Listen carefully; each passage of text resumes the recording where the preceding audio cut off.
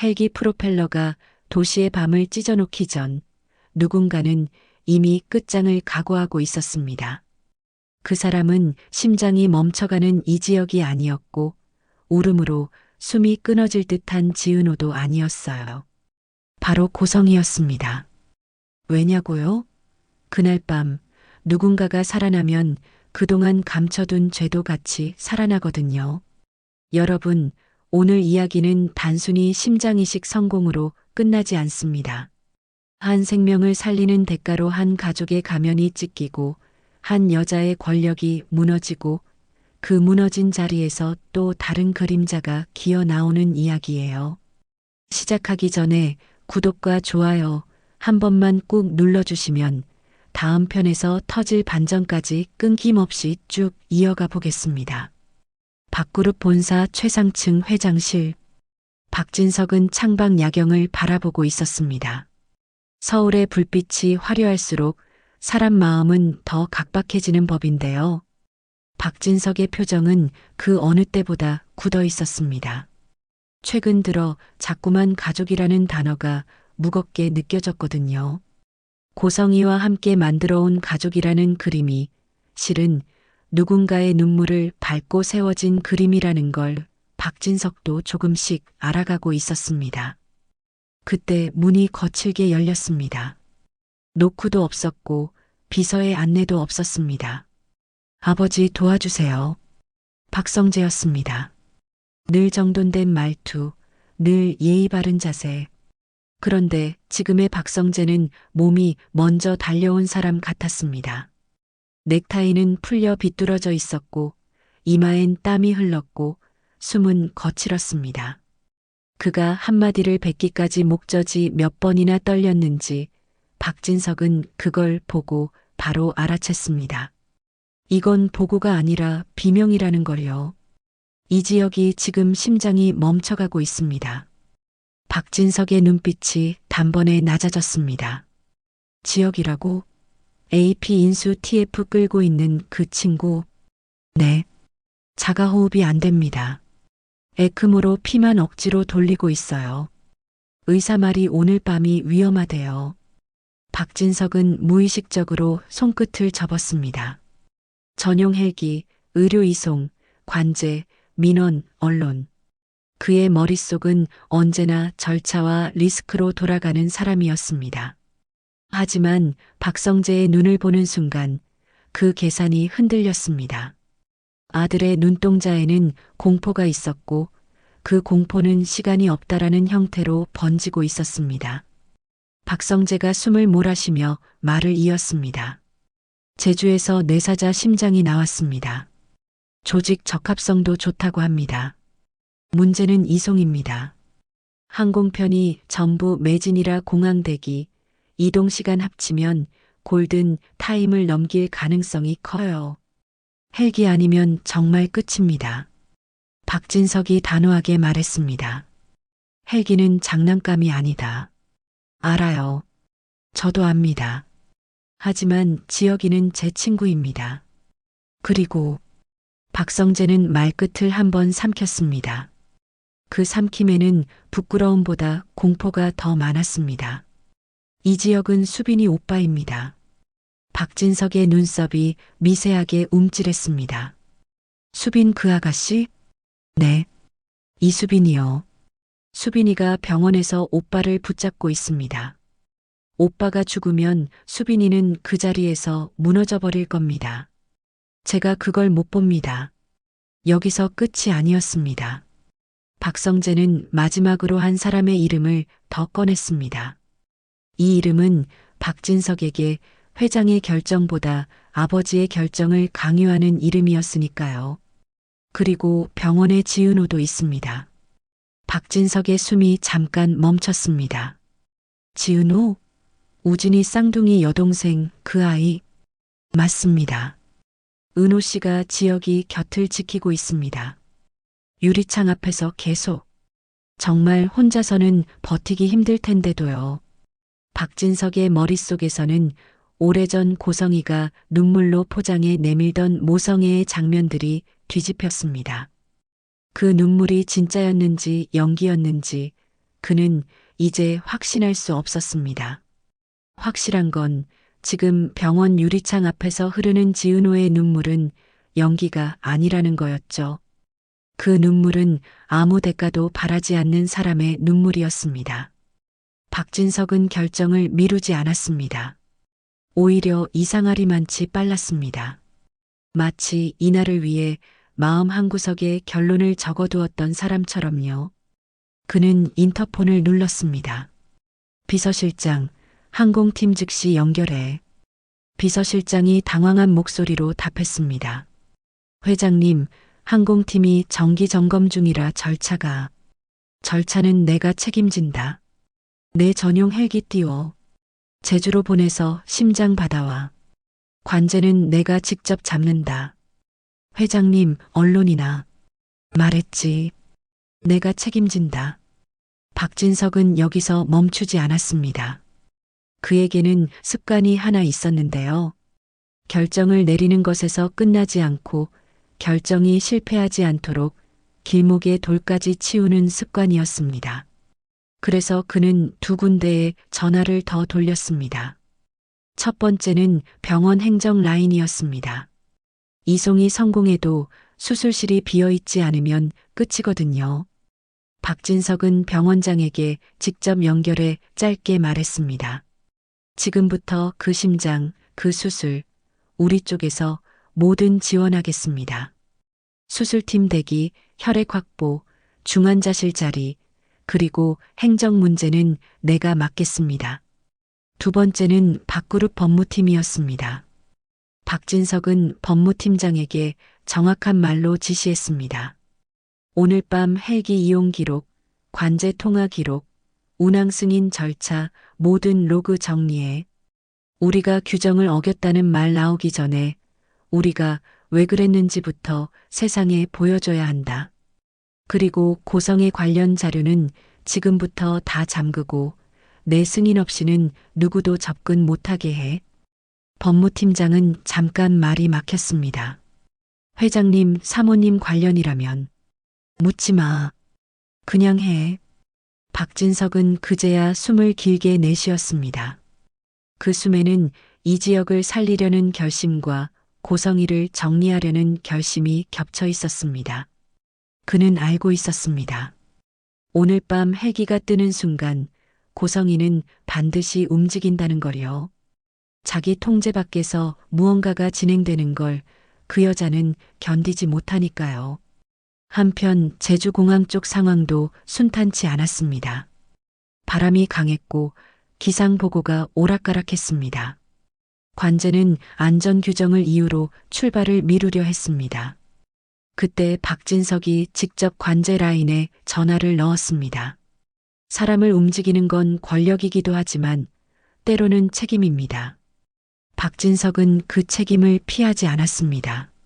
제가 책임지겠습니다.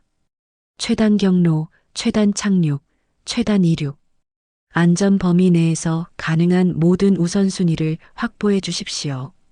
관제는 잠시 망설이다가 답했습니다. 회장님, 조건이 있습니다. 기상 변동 시 즉시 우회합니다. 좋습니다. 우회해도 좋으니 단 한 번도 멈추지만 마십시오. 헬기는 바람을 가르며 날아갔습니다. 조종사는 몇 번이나 기상 보고를 확인했고 의료진은 아이스박스 온도를 계속 체크했습니다. 심장이식이라는 단어를 우리는 가끔 이론처럼 말하지만요. 그날 밤 그 심장은 그냥 장기가 아니었습니다. 한 가족의 숨이었고 한 여자의 삶이었고 누군가의 죄를 드러낼 열쇠였습니다. 같은 시간 북쪽 병원 중환자실 앞 복도는 숨이 막히는 침묵 속에 있었습니다. 삐삐 기계음이 규칙적으로 울렸는데요. 그 규칙이 오히려 섬뜩했습니다. 에크모가 심장 대신 피를 밀어 올리고 호흡기가 숨 대신 공기를 밀어넣는 상태였으니까요. 이 지역의 얼굴은 창백했고 손끝은 차가웠습니다. 불과 며칠 전까지 회의실에서 사람들의 시선을 한 번에 쥐던 젊은 대표가 지금은 기계에 몸을 맡긴 채 누워 있었습니다. 복도 의자에는 이상철이 앉아 있었습니다. 평생 원칙과 정직을 신조로 살아온 사람.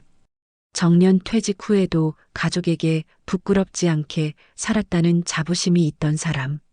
하지만 지금은 그 자부심이 오히려 가슴을 찔렀습니다. 지여가 못난 아비가 해준 게 뭐 있다고 내가 나보다 먼저 가면 안 된다. 이상철의 목소리는 갈라졌습니다. 그 옆에서 김다정이 남편의 어깨를 감싸쥐었습니다. 울음이 목까지 차올라도 무너지지 않으려 애쓰는 얼굴이었는데요. 그런 얼굴이 더 슬펐습니다. 복도 끝 유리창 앞에는 지은호가 서 있었습니다. 지은호는 이마를 차가운 유리에 붙이고 있었습니다. 유리가 차가울수록 머릿속이 더 또렷해지는 것 같았거든요. 이 사람이 없어지면 나는 어떻게 하지? 그 질문이 자꾸만 머리를 때렸습니다. 지은호의 손바닥이 유리 위에서 미끄러졌습니다. 선배 도쿄 출장이라더니 거짓말이었죠. 나 힘들까봐 혼자 아프고 혼자 버텼던 거죠.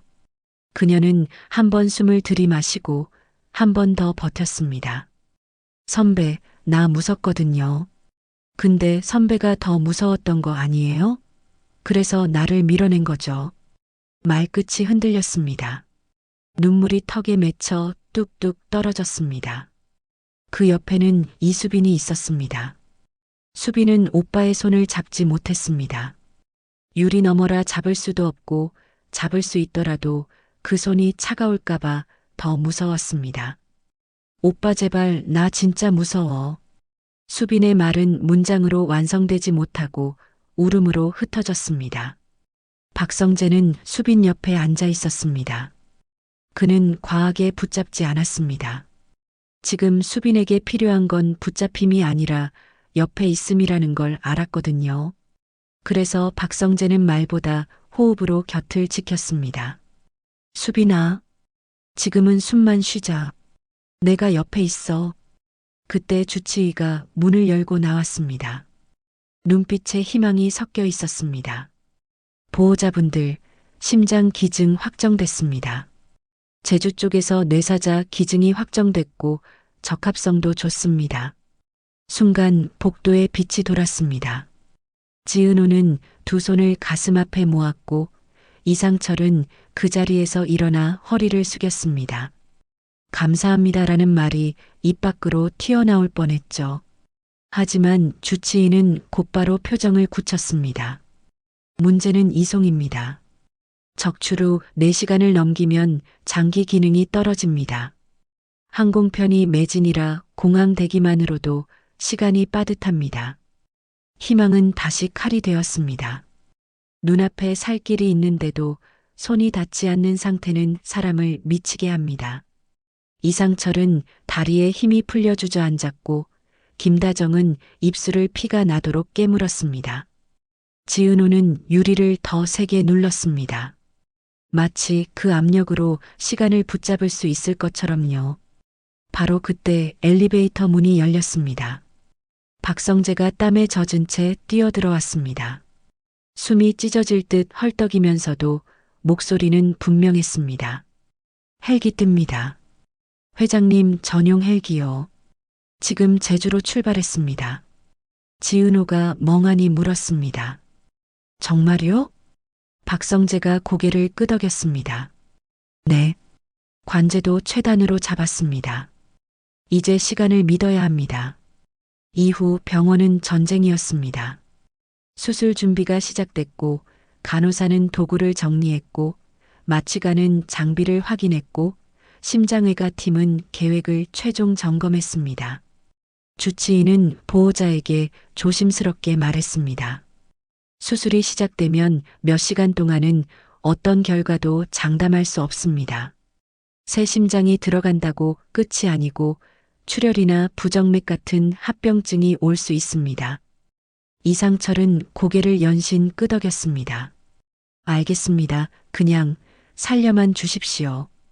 그리고 마침내 심장이 도착했습니다. 엘리베이터 문이 열리는 순간 아이스박스를 든 의료진이 뛰어내려왔습니다. 복도 바닥에 신발 마찰 소리가 거칠게 울렸고 누군가는 비키다가 벽에 부딪혔습니다. 모두가 한 초라도 아끼려 달렸습니다. 수술실 문이 닫혔습니다. 붉은 등이 켜졌습니다. 수술 중 그 불빛은 희망이었지만 동시에 고문이기도 했습니다. 문이 닫히면 보호자들은 아무것도 할 수 없으니까요. 3시간이 지났을 즈음 수술실 안쪽에서 움직임이 빨라졌습니다. 간호사 한 명이 문틈으로 나와 혈액을 추가 요청했고 마취과 의사는 무전으로 뭔가를 빠르게 지시했습니다. 복도에 있던 사람들의 등이 동시에 굳어졌습니다. 주치의가 나왔습니다. 침착하려 애썼지만 눈빛은 가볍지 않았습니다. 출혈이 조금 있습니다. 예상 범위 안에서 잡고 있습니다. 다만 심장이 새 환경에 적응하는 과정에서 부정맥이 올 수 있어서 시간이 조금 더 필요합니다. 지은호는 그 말에 다리가 풀렸습니다. 예상 범위라는 말이 위로처럼 들리면서도 조금 덜하는 말이 사형 선고처럼 들렸거든요. 이수빈은 손으로 입을 막고 울음을 삼켰습니다. 오빠 제발. 박성재가 수빈의 어깨를 살짝 감싸며 말했습니다. 지혁이는 강한 사람이야. 지금도 잘 버티고 있을 거야. 그 말은 수빈을 위로하는 말이기도 했지만 박성재 자신을 붙잡는 말이기도 했습니다. 사람은 그런 말로 버티니까요. 이상철은 한동안 말이 없었습니다. 한평생 남자는 울지 않는다고 살아온 사람이었는데요. 그날은 아니었습니다. 그는 조용히 눈물을 흘렸습니다. 닦으면 무너질 것 같아서 그냥 흘려보냈습니다. 그리고 1시간이 더 흘렀을 때 마침내 주치의가 다시 나왔습니다. 심박이 안정됩니다. 혈압도 잡혔습니다. 이제 좋습니다. 그 말은 완료는 아니었지만 사람들에게 살아갈 숨을 다시 줬습니다. 복도 전체가 잠깐 한숨을 쉰 것 같았습니다. 마침내 결정적인 한마디가 나왔습니다. 수술 성공입니다. 그 순간 지은호는 그 자리에서 주저앉아 얼굴을 가렸습니다. 울음이 쏟아지는데도 목소리는 나오지 않았습니다. 이수빈은 참았던 숨을 한꺼번에 내뱉으며 울었고 김다정은 이상철의 손을 꽉 쥐며 살았다를 반복했습니다. 이상철은 한참 동안 말이 없었습니다. 입을 열면 오열이 폭발할 것 같았거든요. 수술이 끝났다고 해서 모든 게 바로 끝난 건 아니었습니다. 이지혁은 곧바로 깨어나지 않았고 면역 억제제와 각종 약물이 몸을 지배했습니다. 의사는 이제부터가 더 중요합니다라고 말했어요. 거부 반응, 감염 그리고 작은 출혈 하나가 큰 위기로 번질 수 있는 시기였으니까요. 지은호는 그 말을 듣자마자 눈을 닫고 다시 앉았습니다. 기뻐할 틈이 없었습니다. 한 번 살린 심장을 지켜내야 했거든요. 그때 복도 끝에서 누군가가 급히 달려오는 발소리가 들렸습니다. 정순이었습니다. 지은호의 엄마. 식당 앞치마를 급히 벗어 던지고 그대로 달려온 듯 손에는 보온병과 죽통이 들려 있었습니다. 은호야, 우리 딸 괜찮아? 정순이의 목소리는 떨렸습니다. 지은호는 엄마 얼굴을 보는 순간 참아왔던 감정이 확 터져버렸습니다. 엄마 나 무서웠어. 진짜로. 정순이가 딸을 끌어안았습니다. 그래, 무서웠지 근데 너 잘했어. 끝까지 지켰잖아. 그 장면을 김다정이 멀리서 바라보고 있었습니다.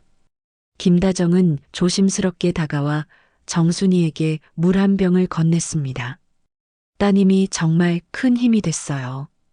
우리 지혁이가 혼자였으면 못 버텼을 거예요. 정순이는 얼떨결에 고개를 숙였습니다. 아니에요, 저희가 뭘. 김다정이 정순이의 손을 잡았습니다. 고맙습니다. 진심으로요. 정순이는 그 손의 떨림을 느끼고 아, 여기도 똑같이 부모구나 하고 깨달았습니다. 가진 게 많든 적든 자식 앞에서는 다 같은 사람이라는 걸요. 그날 오후 박진석도 병원으로 돌아왔습니다. 회장이라면 보통 비서와 수행원을 앞세우겠지만 박진석은 혼자 걸어 들어왔습니다. 복도에서 그를 본 사람들은 본능적으로 길을 비켰는데요. 박진석은 그 시선을 받으면서도 고개를 들지 않았습니다. 지금 그는 회장으로 서고 싶지 않았거든요.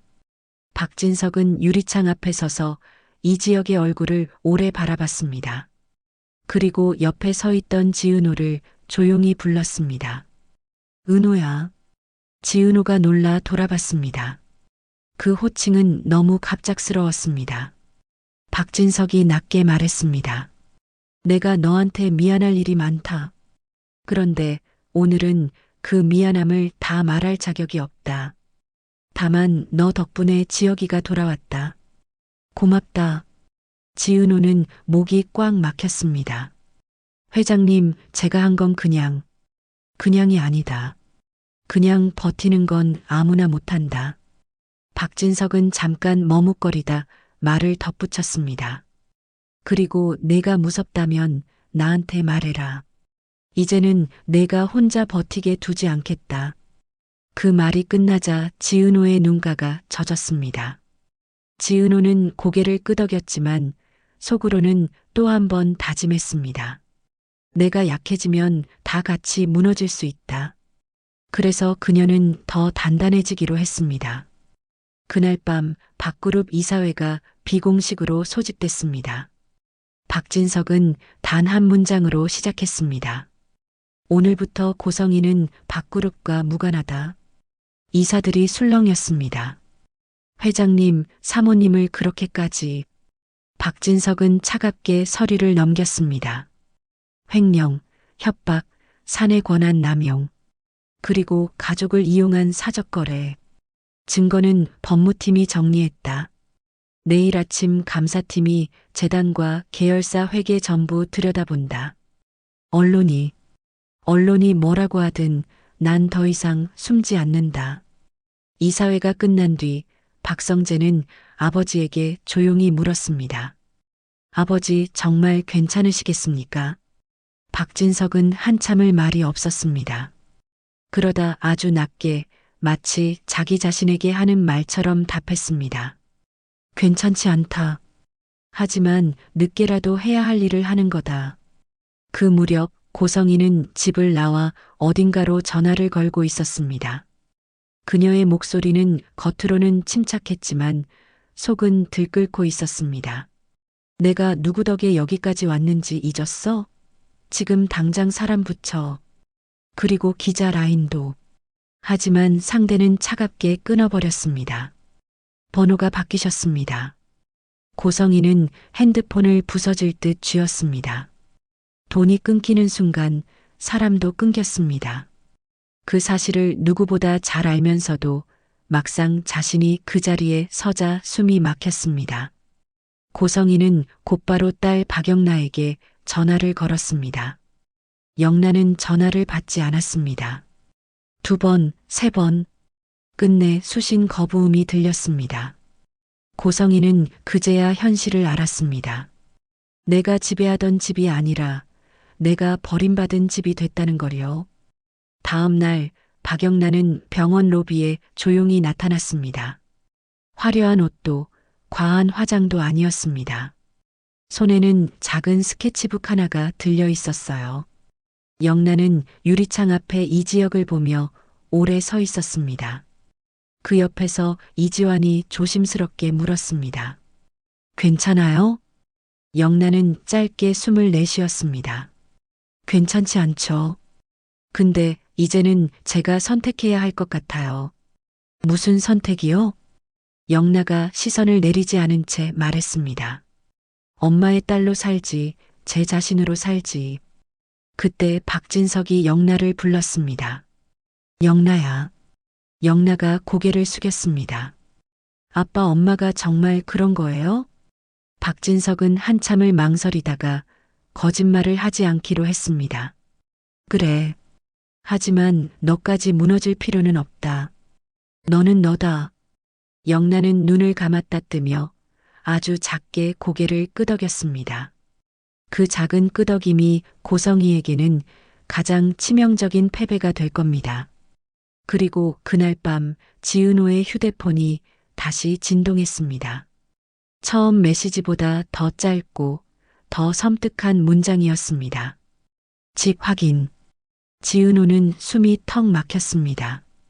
손끝이 얼어붙고 창밖 소리가 과장되게 크게 들렸습니다. 그 순간 지은호는 깨달았습니다. 이건 경고가 아니라 이미 시작된 추적이라는 걸요. 며칠 뒤 이지혁은 중환자실을 벗어나 병실로 옮겨졌습니다. 눈을 뜬 순간 그가 찾은 건 지은호의 목소리였습니다. 지은호는 밤새 지켜보다가 이지혁의 눈꺼풀이 움찔하는 걸 보고 숨을 삼켰습니다. 선배, 이지혁이 마른 목소리로 불렀습니다. 은호야. 지은호는 그 한마디에 울어버렸습니다. 살아줘서 고마워요. 정말 정말 고마워요. 이지혁이 힘겹게 미소 지었습니다. 미안했다. 너를 밀어냈던 거 이제 안 그러겠다. 도망 안 간다. 지은호가 고개를 세차게 저었습니다. 도망치지 마요. 나도 도망 안 칠게요. 그러니까 우리 같이 버텨요. 그때 한우진이 병실로 들어왔습니다. 은호의 오빠 쌍둥이 오빠 한우진은 이지혁을 보며 조용히 고개를 숙였습니다. 선배, 돌아와 주셔서 감사합니다. 이지혁이 눈을 깜빡이며 답했습니다. 우진 은호 부탁한다. 우진이 짧게 웃었습니다. 부탁 안 하셔도 돼요. 제가 오빠니까요. 이수빈도 조심스럽게 병실에 들어왔습니다. 수빈은 오빠의 손끝을 살짝 잡았습니다. 그 손끝이 따뜻하다는 사실에 수빈의 눈이 또 젖었습니다. 박성재는 문가에서 그 모습을 보고 잠깐 숨을 고른 뒤 조용히 뒤로 물러났습니다. 그 공간은 수빈에게 필요했고 박성재는 그걸 빼앗고 싶지 않았습니다. 그의 마음은 분명했습니다.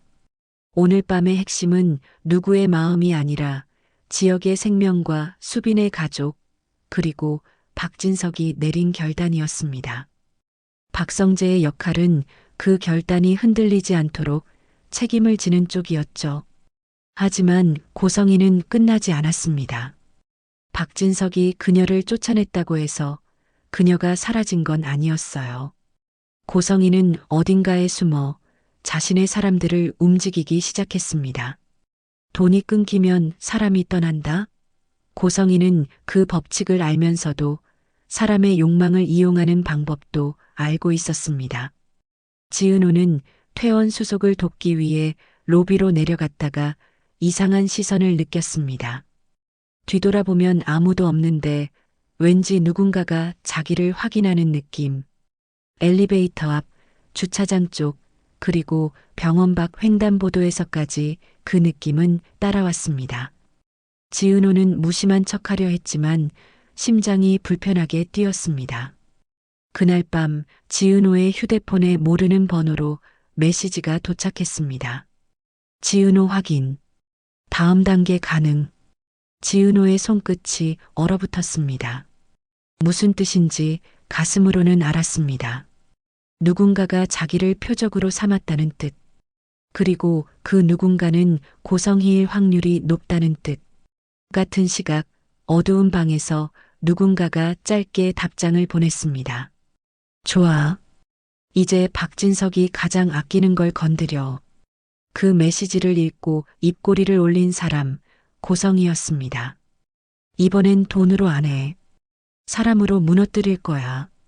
시간은 흘러 3달 뒤 서울역 근처는 칼바람이 쓸고 지나갔습니다.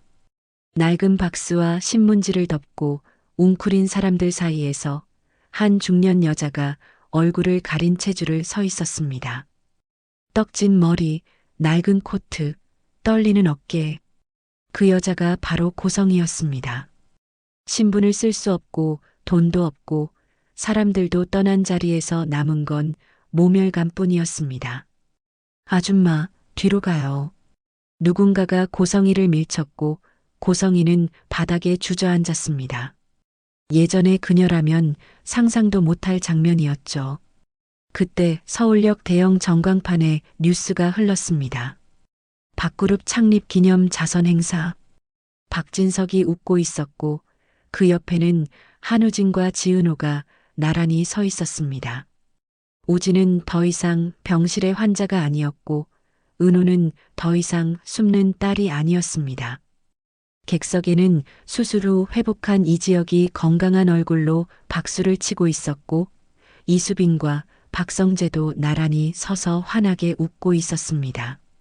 고성이는 전광판을 보고 입술이 떨렸습니다. 세상이 자기가 없어도 잘 돌아가는 걸, 아니 오히려 자기가 없어야 사람들이 웃는다는 걸 처음으로 확인했으니까요. 그녀는 손을 뻗었습니다. 닿을 수 없었습니다. 스스로 걷어찬 자리였으니까요. 내가 그 말은 끝내 문장이 되지 못했습니다. 바람이 그 말을 빼앗아갔습니다. 하지만 그렇다고 해서 고성이의 아기가 사라졌을까요? 아닙니다. 아기는 살 길을 찾습니다. 그날 밤 서울역 전광판 앞에서 비틀거리며 골목으로 들어가던 고성이 앞을 누군가가 막아섰습니다. 검은 모자에 마스크를 쓴 남자였습니다. 손에는 봉투가 들려 있었습니다. 고성애 씨. 고성이가 눈을 부라렸습니다. 누구야 내 이름을. 남자는 봉투를 내밀었습니다. 살아남고 싶으시죠? 그럼 조건이 있습니다. 조건? 지은호. 그 사람만 건드리면 됩니다. 그 사람이 무너지면 박진석도 무너집니다. 당신은 다시 판 위로 올라갈 수 있어요. 고성희의 눈동자가 흔들렸습니다. 그 흔들림은 공포가 아니었습니다. 탐욕이었습니다. 넌 왜 그걸 원하지? 남자가 낮게 웃었습니다. 저도 갚아야 할 빚이 있거든요. 그리고 당신도 갚아야 할 빚이 있잖아요. 고성이가 봉투를 열어봤습니다. 그 안에는 새 휴대폰, 가짜 신분증, 그리고 한 장짜리 메모가 있었습니다. 다음 단계 병원 로비 시선 확인 완료. 그 문장 구조는 지은호에게 도착했던 메시지와 똑같았습니다. 고성이의 입꼬리가 천천히 올라갔습니다. 그래, 사람으로 무너뜨린다. 남자가 마지막으로 말했습니다. 이번엔 실수하지 마세요. 당신은 잃을 게 없고 저는 잃을 게 많습니다. 고성이가 차갑게 대답했습니다. 걱정 마. 난 잃는 법을 이제 배웠거든. 그리고 한 가지 더. 박성재의 책상 위에는 새벽에 도착한 보고서가 놓였습니다. 병원 내부 CCTV 접근 시도 1회, 출입증 위조 의심. 박성재는 그 종이를 조용히 접었습니다. 눈빛이 차갑게 가라앉았습니다. 이번엔 내 선에서 끝내지 않는다. 그가 전화기를 집어들었습니다. 경호팀 은호 씨 집 주소로 오늘부터 인원 붙여. 하지만 그 순간 박성재의 휴대폰에 또 다른 번호가 떴습니다. 저장되지 않은 번호. 짧은 문자 하나. 헬기, 고마웠습니다. 덕분에 확인했거든요. 박성재는 등골이 서늘해졌습니다. 헬기가 구원이 아니라 신호탄이었을지도 모른다는 생각이 스쳤습니다. 여러분, 이제 진짜 문제는 여기부터입니다. 고성의 뒤에 있는 그 남자, 정체가 누구인지, 그가 왜 지은호를 노리는지, 그리고 박진석이 그림자를 알아채기 전에 지은호가 어떤 함정에 걸려들지 다음 편에서 숨막히게 터질 겁니다. 구독과 좋아요 눌러두시면 바로 이어지는 전개를 놓치지 않게 더 강하게 끌고 오겠습니다.